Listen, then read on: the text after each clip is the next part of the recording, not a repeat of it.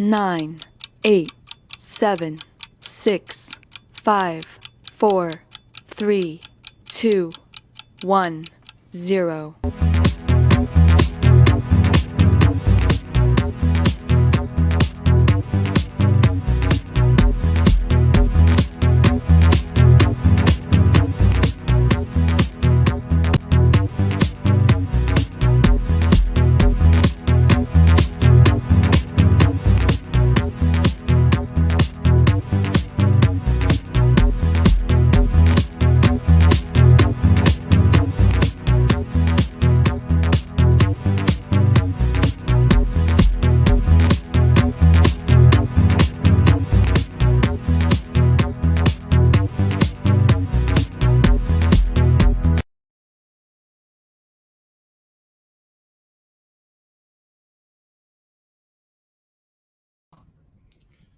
Yeah, the sound's on now. How 80s was that intro? And the guy looked a little bit like from the 1980s. He didn't even have a beard. Well, look, ladies and gentlemen, this is the first of hopefully quite a few live feeds that we're going to do over the coming year, talking about local issues, talking about national issues, talking about whatever you want to talk about, and hopefully I'll be able to take some of the questions that people are putting out there. So firstly, I'm going to talk about a problem that really is plaguing North Queensland and Northern Australia, and that is our insurance woes. I'm going to play you a little video about that. Insurance has hit crisis point in North Queensland. Premiums are skyrocketing and some businesses have been refused by every insurer in the country. We need to take action to bring back market competition and return to reasonable prices. To do this, we need your help. Has your insurance premium suddenly gone up? Is your new policy simply unaffordable? Are you struggling to get any insurance at all? Join the fight for action. Go to www.nqinsurance.com.au and tell us your story. Written and authorised, George Christensen, 21 Milton Street, Mackay. Big problem across the north. I've spoken with many people, some of them who now can't get insurance whatsoever, some of them who, to actually take it out, would just cripple them. Not just businesses, householders as well. The problem is particularly clear and hard felt in those strata title apartments. And you might think, well, if you live in strata title, you're probably quite wealthy. Not so. I've spoken with pensioners who lived on fixed incomes, obviously, in these high-rise apartments in places like Airlie Beach and Cannon Vale, and they are paying through the teeth with insurance. So what's the solution for our insurance issue? The solution is basically that we need to set up a reinsurance pool.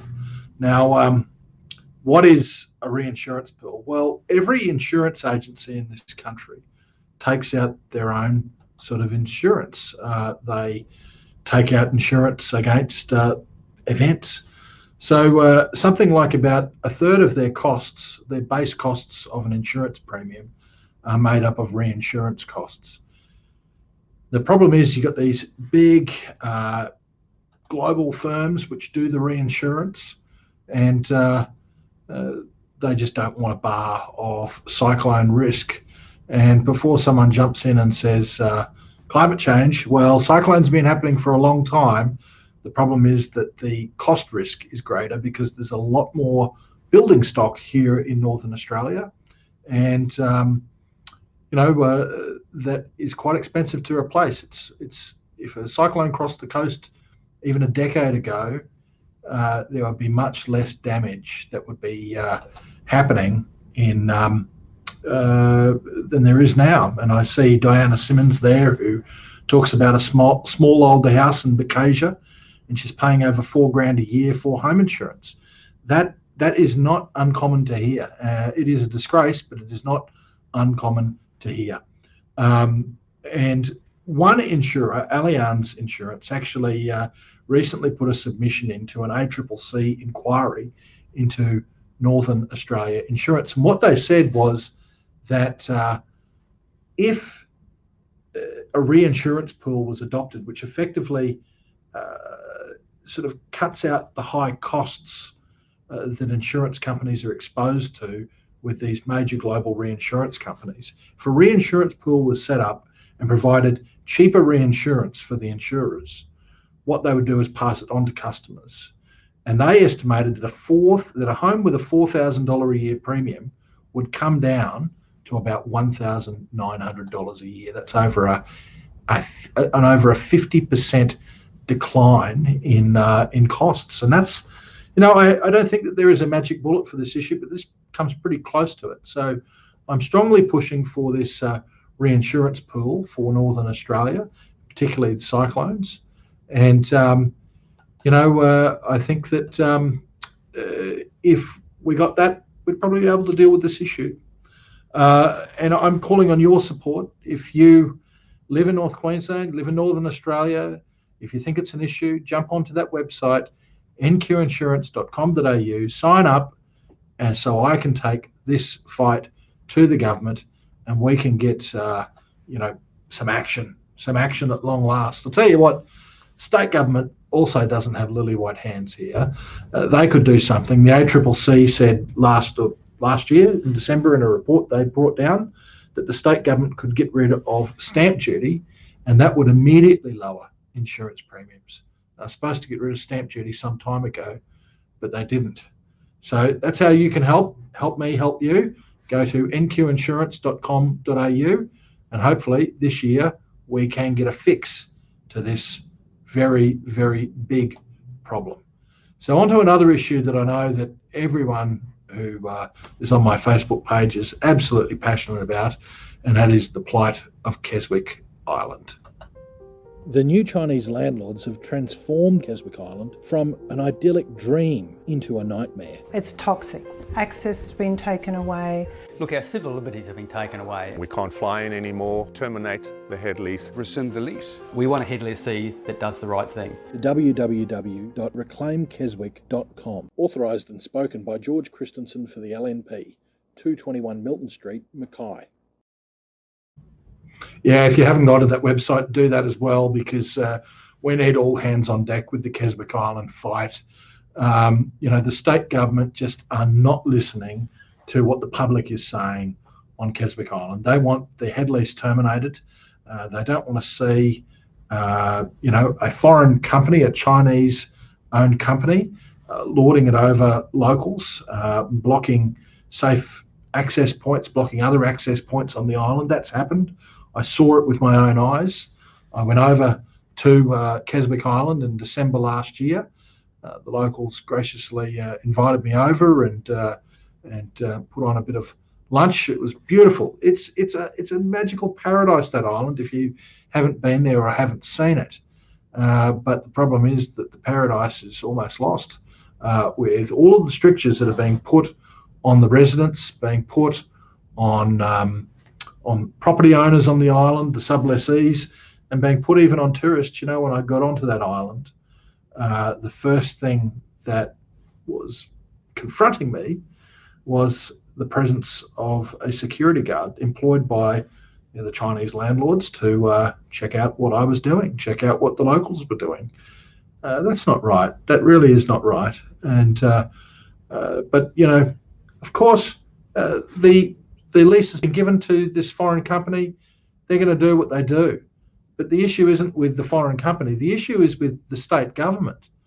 Why did the state government approve the lease of Keswick to go to this foreign company when actually I know for a fact there was an Australian consortium in the mix that could have gotten hold of the head lease? They should have approved it to go to them. They should have denied it to go to the foreign company and told the former lessee to sell it to the Australian company. That would have been fine. Now, I see that some people have said that, I'm not sure what JJ Sparrow is saying there, but just saying that foreign countries are federal. Yes, they are. This is not a foreign country that the state government has given it to. It's a foreign company, And so there is a big difference.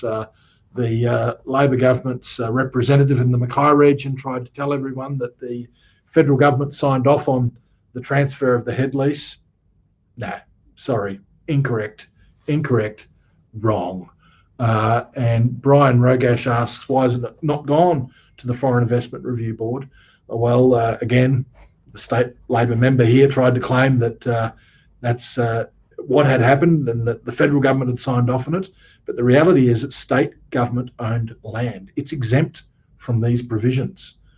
They don't need to seek federal approval to lease out state government owned land. There's a little rule book called the Constitution. Unfortunately, or fortunately, we have to abide by it. And so, that's the reason why. John Huntley's asking, why is it that it was sold? Actually, this was done well before COVID. This was something that was done in early 2019. And again, it was something that the federal government had no power to stop, simply because it was to a foreign company, and it was state-owned land that was being leased, not sold. So that answers that. But look, the issue is the state government can actually say right now that, sorry, we're tearing up that head lease. They can actually do that. And someone asks here, have they broken their head lease conditions? Mark Armstrong. Well, I'm told that there's a possibility that they have. So, state government just needs to take action. I don't know why they haven't yet, but we all need to show support for Keswick Island, for the residents on it, for people who want to continue seeing how beautiful Keswick Island is. I think that what we need to do is get on that website, reclaimkeswick.com, send a message. It'll all be passed on to the state government. And if there's a show of support for reclaiming Keswick Island, getting it back in Australian hands, then that'd be the way to go, because the only thing that's going to change the state government's mind is people power. Now, I've got a question from Rob Karush on insurance again. He asks, and I've got it up on the screen there, how is it that the Great Southeast has flood events, mini tornadoes, and many more storm events in North Queensland, and yet, despite the more regular and more costly events, the cost of insurance is much less? Competition is a great contributing factor. However, I believe that the insurance companies are taking us for a ride under the guise of cyclones, and the government are not holding them to account. What is the comparison of weather events to cost between Southeast Queensland and North Queensland? And I can say, Rob, that I did think the same thing for quite some time until the books were actually thrown open, not just to me, but to the government actuary, to the ACCC, to many others. And, I still think that what insurance companies are doing is wrong, but they are telling the truth when they say for the premiums they collect in Northern Australia and the payouts that they make, they're making a loss. And it is simply because of the cost of cyclones. And mate, that's not my opinion. That's the facts that have been looked at through government actuaries, through the ACCC. They've poured over the documentation that the insurance agencies have given them, and it basically says that they don't make any money up here. And as I went back and said before, the prime driver on that is the reinsurance costs that actually that insurance companies are forced to pay or have to pay to these major global reinsurance agencies. And if we can bring down those costs, then we can bring down the cost of insurance for the average punter, little guy, the one that's getting stung at the moment. So again, North Queensland or nqinsurance.com.au, jump on that. There's some information there. Have a look at it and sign up so that we can get some action. Now, I want to comment, just diverge onto what Andrew Abrahamian says here. He said, thanks. Well, thank you for the thanks. It's my job. You don't need to thank me for it, but it's welcome. Thanks for your representation of tourism operators struggling, especially because of Palaszczuk's border madness.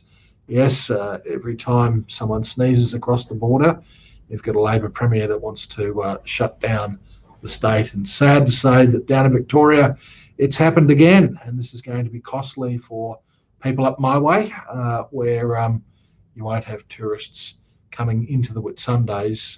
There's going to be job losses as a result of this. You know, when Palaszczuk shut the borders in December, there were booking cancellations in the Whitsundays across December and January in the range of $25 million plus. That's real money that just walked out the door. Very, very, very, very sad.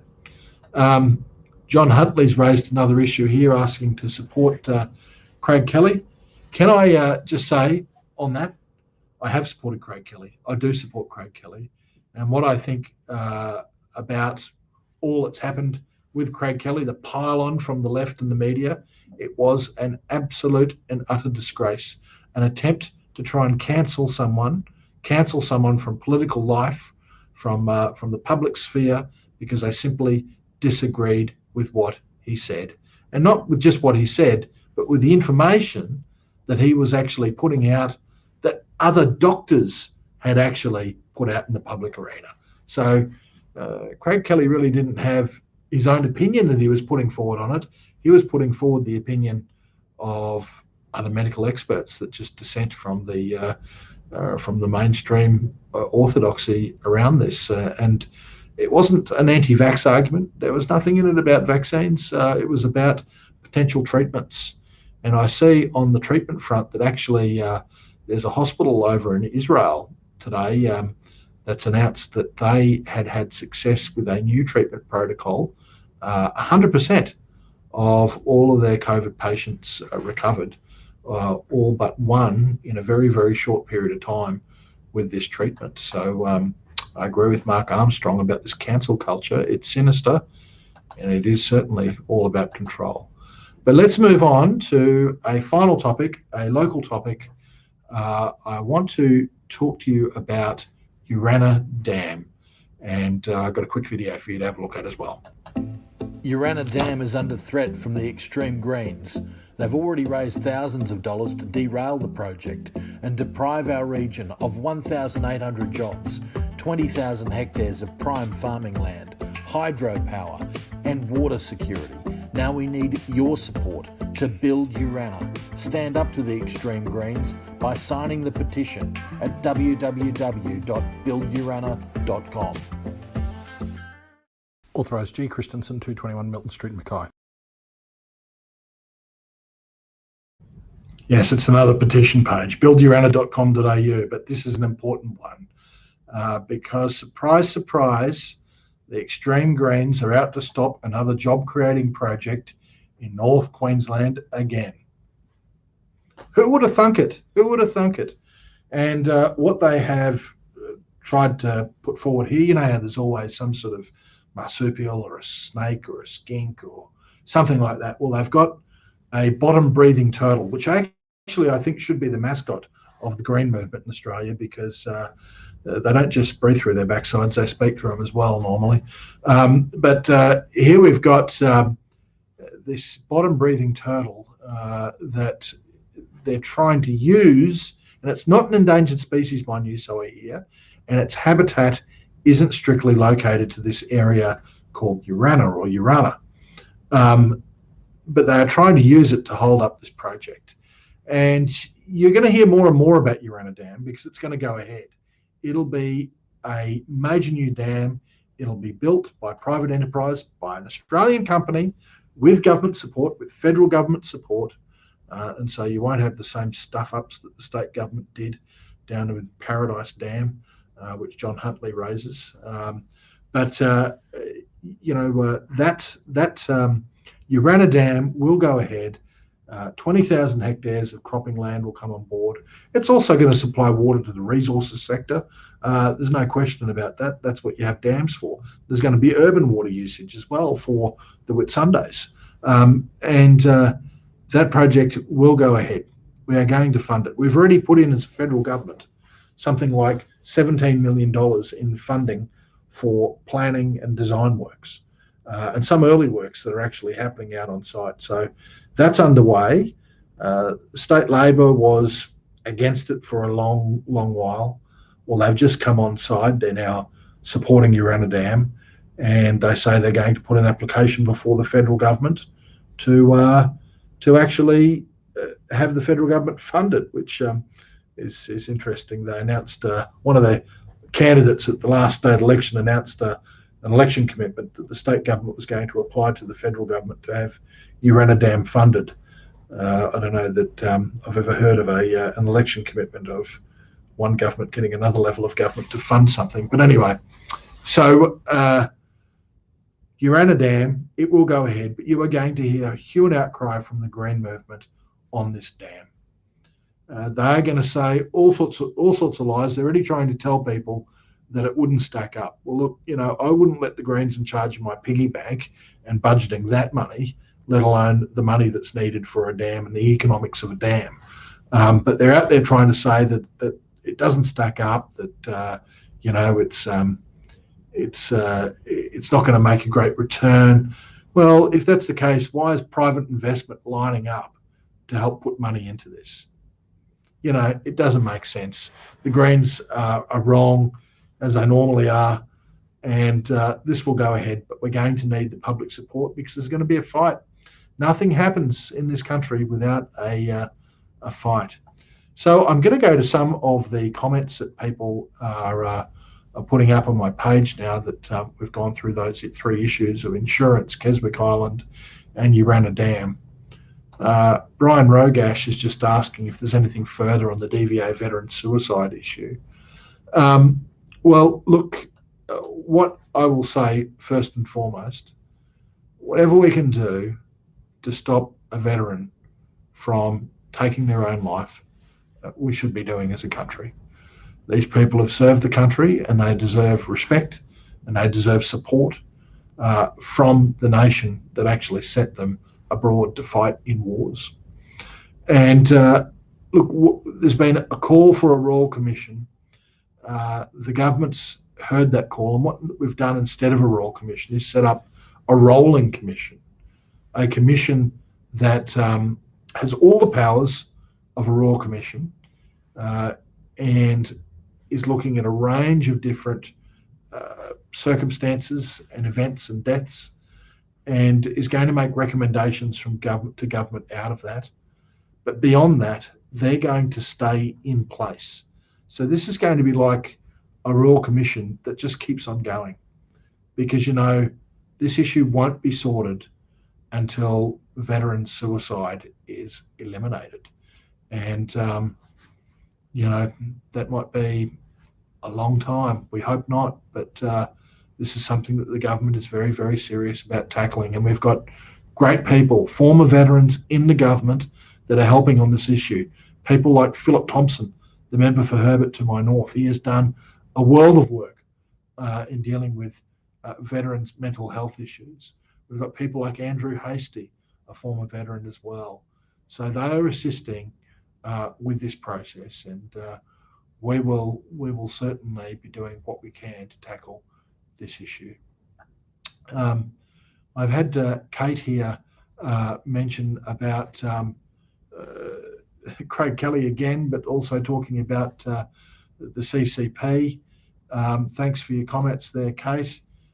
We certainly need to push back against the Chinese Communist Party. I saw an article on news.com.au recently talking about how China was priming itself to be the world leader post coronavirus. I'll see if I can pull that story up. No, it may have escaped me, but we need to start thinking more about how we can be very strategic about where we send our stuff to, not just go for the high risk top dollar, but also think about how we can ensure that more is done at home and that we have our strategic supplies catered for within this country. And that's coming to the fore more and more in Canberra. It really is coming more to the fore in Canberra. So hopefully we will, we'll get some action there. I've got a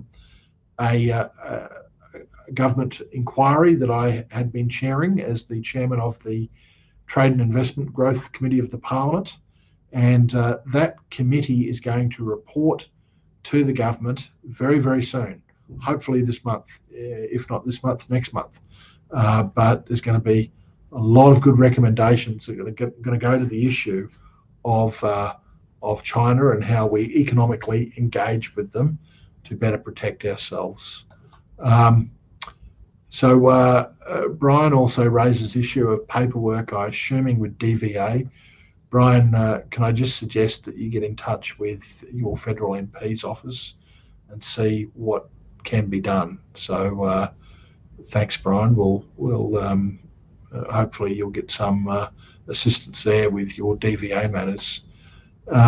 Some good ideas there from Anthony about providing veterans with free university or trade education. And this is one of the things that I heard at the forum with Philip Thompson, my neighbour to the north, the member for Herbert.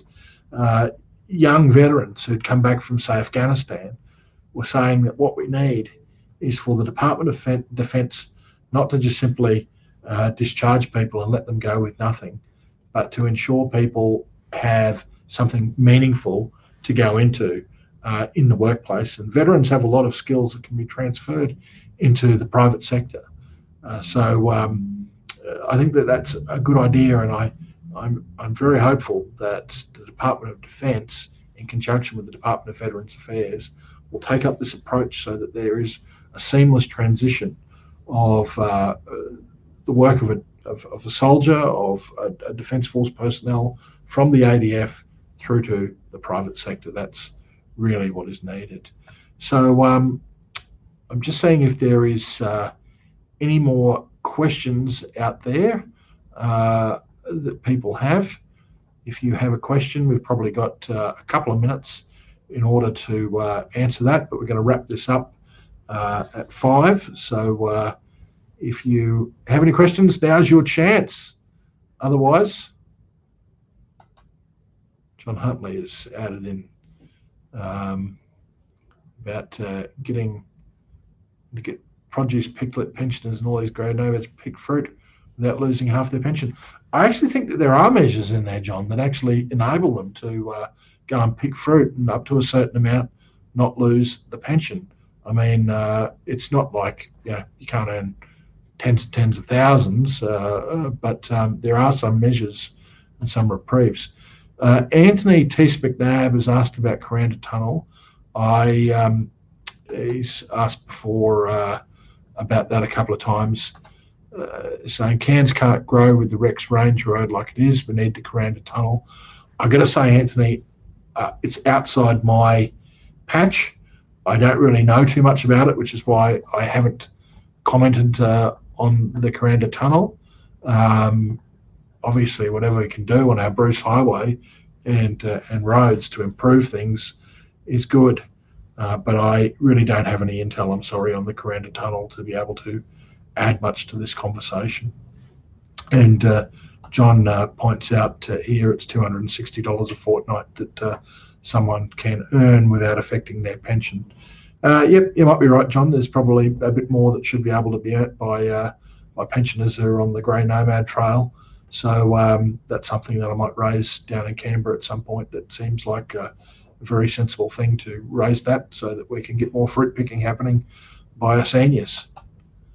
Well, look, ladies and gentlemen, we're coming to the 5 o'clock mark, so I just want to say thank you all very much for tuning in to this Facebook Live event, and thanks, and we'll see you again. Going to try and make this a regular thing. Going to try and have these Facebook Live events going on. Might not do it next week, but we're going to try to get them out on a weekly basis, perhaps from the start of March. And what we'll do, this is a bit of a test one just to see how it runs. We'll do them after hours so that working people who are at home can go and hear, and we'll try to answer as many different questions that are put out there by people in the half hour we can. Try and keep it to about half hour. And speaking of that, it is now half hour and 20 seconds. So I'm going to head off. Have a great weekend with whatever you're doing. and see you later.